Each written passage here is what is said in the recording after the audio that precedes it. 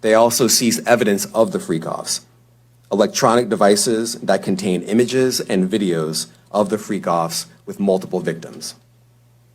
And they seized cases and cases of the kinds of personal lubricant and baby oil that Combs' staff allegedly used to stock hotel rooms for the freak-offs. What's good, everybody? It's your boy, O'Shea Duke Jackson, back at it again with another episode of The Celebrity Junk. Documentary music! Diddy is an icon. I grew up as a fan. He started off background dancing for Father MC and then working for Andre Harrell at Uptown Records. When I was going to Howard University, every year Diddy would come through and throw a huge homecoming party. Stop the show. I'm kind of glad I didn't go. You know what I'm saying? And Booty Limousines! Fast forward! But back to Diddy being a great producer. From there, he produced my boo, Mary J. Blige, on the What's 411 album, then came back with My Life and I believe Share My World. That was all Diddy, man. Diddy came through and gave us Jodeci. You know, he gave us Biggie, he gave us Craig Mack, he gave us, Junior Mafia. All of those things Diddy gave us. Sean John, those of you who remember that. Then he switched and brought us Revolt. Diddy's an icon, man. He's a dude that had a lot going. He put a lot of people on. But stop the show. We were hearing rumors about Diddy for a long time, and it included a lot of booty clapping and cheek taking. Now, you know how sometimes people can just make things up about you because they are haters? And that's kind of what it is, right? When we heard about Dwight Howard being gay, we were like, no, that can't be the truth. That's just somebody hating on a guy. And the same thing about Diddy. People were like, Diddy was gay? Nah, you're just lying because, ain't nobody ever really seen it. But then 50 Cent brought this out. No, the fuck, like he called, we should kick it on telephone after the meeting. Right. And he'll be like, matter of fact, they sent me the girl pictures of this girl, like, not the shit y'all saw.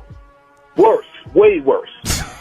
Wow. Oh, you kidding me up? Like penetration pictures and Nah, come on, man. Come on, Phil. all that. And I called the nigga and said, yo, you fuck girl, like you really, like, you like her like that? And he was like, yeah, that's my girl. I'm like, all right, I'm gonna send you something. You look at it, you call me back. I sent him the photos, the pictures and everything. And then he called back and was like, yo, thanks, man. Yo, I really appreciate that. Yo, where you get these from? And I said, because they know, like, if something crazy is going on. 50 Cent came out with that. Diddy never challenged it, didn't say anything about it. We kind of all forgot about it. My man Cocaine, who is a West Coast legend out of Pomona, did a lot of work with Snoop Dogg and the East Siders and all them. He came and dropped his story. He said, we going to this poppy club tonight. I said, okay. So I hop in the whip with him. Nice little car. The dude pull out a tray full of ecstasy. It's no bullshit. It's, everybody knows, so it's a story. So I'm just telling the story. I said, nah, I don't want none. So we go to the club, and on the first floor, it's cool. Everybody chilling. Second floor is cool. Everybody chilling. When we get up to the third floor, it's kind of different. Yeah, different. This dude over there doing something to that dude. This dude over there doing something to that dude. And we are in a round circle with bottles and shit. I didn't get nothing to drink either. I looked at this cold like this. Hey, talk. Like, Look at him. I was like, mother, you don't give me. I had that look. Like, he seen I went with the program, Yeah. so he dropped me off immediately, and I ain't seen no more. What he did, it ain't cool. That's his business between him and God. Then we saw the Cassie clip, in which we can't share, but it was evident. CNN dropped it. Remember, Diddy was going back and forth with Cassie for a lawsuit. He didn't want to settle it. The clip came out. It shook the whole world. He whooped Cassie's behind on that clip. Then Diddy came out with this apology. It's so difficult to reflect on the darkest times in your life. But sometimes you got to do that. I was f***ed up. I hit rock bottom. But I make no excuses. My behavior on that video is inexcusable. I take full responsibility for my actions in that video. I'm disgusted. I was disgusted then when I did it. I'm disgusted now. I went and I sought out professional help. I had to go into therapy, and go into rehab. Had to ask God for His mercy and grace.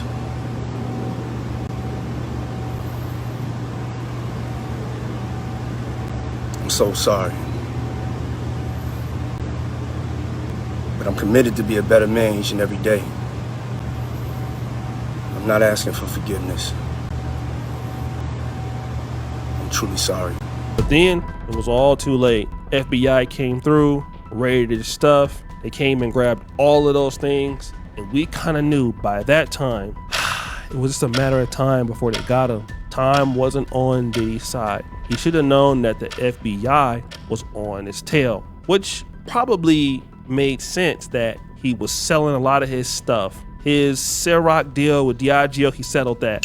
Revolt sold that. Made a lot of deals on his houses, liquidating that. Diddy knew that this day would be coming. He knew he was in trouble. And then we got the news. U.S. Attorney Damian Williams dropped this off. In late 2023, after public allegations were made about Combs' crimes, he and others pressured witnesses and victims to stay silent, including by making phone calls to witnesses and victims and giving them a false narrative of what they had experienced.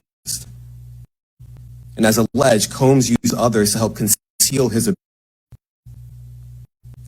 As part of this investigation, But wait, there's more. as part of this investigation, in March of this year, special agents from HSI executed search warrants at Combs' residences in Miami and Los Angeles. They also executed a warrant for Combs' electronic devices. During those searches, agents seized evidence of the crimes charged in this indictment. They seized firearms and ammunition, including 3 defaced AR-15s and a large capacity drum magazine. They also seized evidence of the freak-offs, electronic devices that contain images and videos of the freak-offs with multiple victims. And they seized cases and cases of the kinds of personal lubricant and baby oil that Combs' staff allegedly used to stock hotel rooms for the freak-offs. Now Diddy is in the feds. They locked his ass up. But guess what, Diddy? You have graduated. You see, Diddy went from a great producer to graduating from Clapp State University. Diddy, all of your hard work has gotten you a PhD in cheekology. But there's a problem. You took those cheeks. So you're the only person to graduate from Clapp State University that's going to prison. Prison. Fast forward! What am I trying to say here, guys? I know it's funny, it's all fun and games, but there's a story to basically be learned from here that I want you guys to understand. There's so many black men like Diddy who come from the inner city of Black America, and you get a lot of money, and you believe that you are invincible. I've seen it even here on YouTube. I've seen guys, that have nothing, get a few $1,000s a month and they change. And you know what? They find out real quick that you still have to respect people and treat folks a certain kind of way. And Diddy forgot that. Diddy thought he could just do whatever he wanted because he could basically, tell witnesses whatever. He could get them to not press charges. And you can get away with it until you can't. And I think it's a lot of guys that feel that other people can fall and they can't fall. And that's what Diddy thought, that he just couldn't fall. And he could basically do whatever he wanted and, hold evidence on people and record all these sex tape parties with male prostitutes and all of that. And I don't think that these things are wrong if you have consenting adults, but obviously a lot of this stuff was not consenting. And Diddy is gonna fall down based off of his own arrogance. And his arrogance is what ruined him. And I want to tell a lot of the black men out there that if Diddy can fall, you don't have a chance. You really got to check yourself and how you treat people, especially women in today's time. You see, in the 90s and 2000s and 2010s, You know, that was a different era where you can get away with that kind of stuff. You just are not going to get away with that kind of stuff in today's world. If you guys want to do your extreme booty clapping, some of you brothers stop the show. I mean, you might want to watch your girl get clapped up by dudes or whatever. The truth is, in today's world, somebody's on the tail, all right? And you're going to go down eventually by making a mistake. Again, having these illegal weapons in your house and doing whatever you want to because you feel like you know people, you feel like you have connections. Nobody's going to be above the law. And then Diddy had enemies also. Diageo was an enemy. He got people in the industry he's an enemy of. So people want to see you fall too, right? That's not good. People who are as powerful as you are more powerful than you. And then you lose everything because you just can't humble yourself. Well, life has a way of humbling those who don't want to humble themselves. And I'm telling you guys right now, if Diddy is going through this, you're next, I'm next. We really gotta watch how we move. Even if we do have a few dollars, life is all about doing the right thing and respecting people, right? Please don't be like this guy who's gonna go to Booty Clap University in prison. It's over, Diddy. Sorry. So guys, what do you think? It's your boy O'Shea Duke Jackson back at it again with another episode of The Celebrity Junk. I appreciate you for all that you do. Subscribe to the bell. We're out.